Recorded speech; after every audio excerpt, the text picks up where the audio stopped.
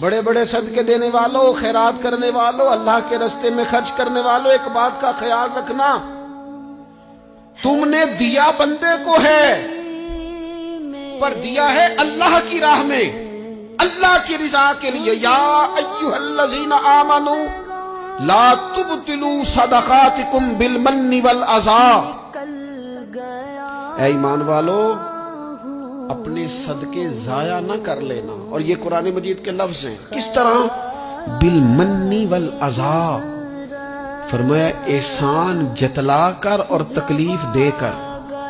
اپنے صدقات ضائع نہ کر لینا، اپنی زکوٰۃ ضائع نہ کر لینا، اپنے فطرانے ضائع نہ کر لینا۔ بالمن والعذا، یہ جو دو جملے ہیں قرآن مجید کے، یہ اس عنوان پر حرف آخر ہیں۔